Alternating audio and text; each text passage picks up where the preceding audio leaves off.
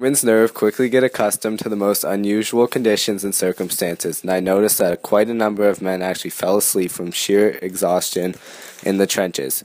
In spite of the roaring of the cannon about us and the whizzing of shrapnel over our heads, Fritz Kreisler.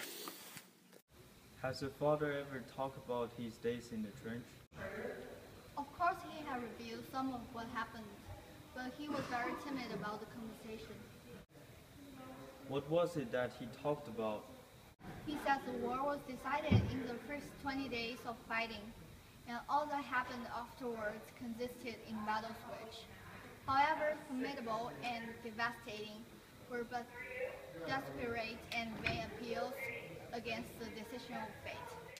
I know this is a hard topic. Thank you for sharing. Thank you for having me. With new and improved inventions of weapons, like the machine gun and different chemicals, they had to find a new way to fight without losing too many men. The soldiers had to find a way to protect themselves during the battle while being able to attack and not be seen.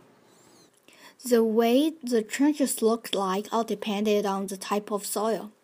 Sandbags and wood seemed to help support the trenches.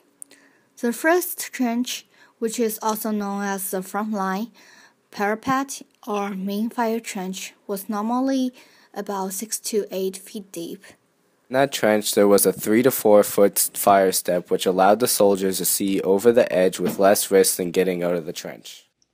Mostly for protection, they used sandbags that they had filled themselves and placed around the trench.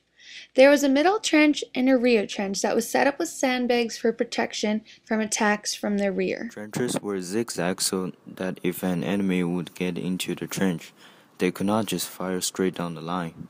There were normally 3 or 4 trenches that ran parallel with each other. In between the trenches, there were communication trenches that connected them.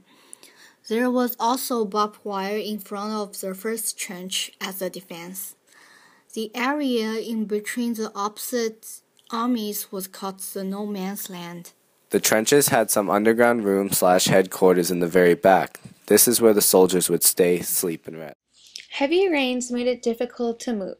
Sometimes soldiers would get stuck in the mud and would drown. Many soldiers got trench foot, which is when feet are in damp and wet places without having time to dry out. And this is where we see a lot of infections start to occur. In some cases, the trench foot would get so bad they couldn't walk and they would have to amputate. This wiped out a lot of soldiers. There were 2 main ways to dig a trench.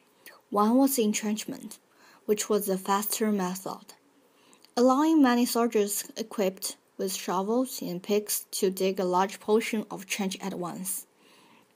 The other option was sapping, where a trench was extended by digging at the end face. It was a much safer road, but took more time. Frontline trenches had appendages, called saps. It is used as a listening post. Behind the frontline trench was a support trench. It held support supplies to aid from the front line. Beyond the support trench was the reserve trench, which held emergency supplies and troops. All 3 of these trenches were connected by communication trenches.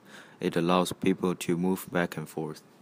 The men would rotate between trenches, but if the front line was busy, they would spend most of their time resting and equipping for their next shift. They started off the day by getting woken up and taking their positions. After about an hour, breakfast would be brought up in the containers if there was any food. The men and their weapons would be inspected thoroughly to make sure everything is moving along fine.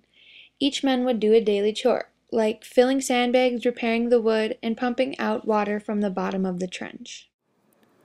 The whole day was spent being bored, not knowing when the enemy would attack. When it starts to get dark, they would relieve the front men and they would clean and resupply their weapons. At night, they would send out a man into no man's land to listen to the enemy. Death was constant when serving the line. On a daily basis, each soldier feared when their time would come. Constant shell fire at random took much casualties, whether the victim was resting in the trench or going over things in the dugout. Many men died their first day because of sniper rifles from far distances and not being careful. A huge amount of rats infested the trenches. There were two types of rats, the black rat and the brown rat. Rats would get to the size of cats and would feed on the dead and even the alive, disabling men by eating out their eyes. A single rat could produce over 900 young, and with more and more rats, there was more and more disease. That food became contaminated. Lice became an everlasting problem to the soldiers at war. Lice were being produced at a very fast rate. The lice would climb on clothing of the men and infest in hair of soldiers. This was a constant bob for the men because of the itch that came along with the lice. The trench would smell all the time and would affect the soldiers in a negative way. The smell came from many sources. The first source would be dead carcasses. The soldiers had no way of getting rid of the bodies, and over time the bodies would rot. The worst part is that may have been one of the soldiers' best friends rotting in the mud. Overflowing latrines would give off a very vulgar smell. Those smells, plus adding the stench of men not showering in weeks, and the scent from constant poisoning being thrown all the time, you'd get a very horrid smell. World War I had a huge effect on the world. Throughout World War I, 10 million people died and 21 million people were wounded. Trench warfare played a big role in those numbers because how dangerous it is, not only being killed by the enemies but by disease and contamination also.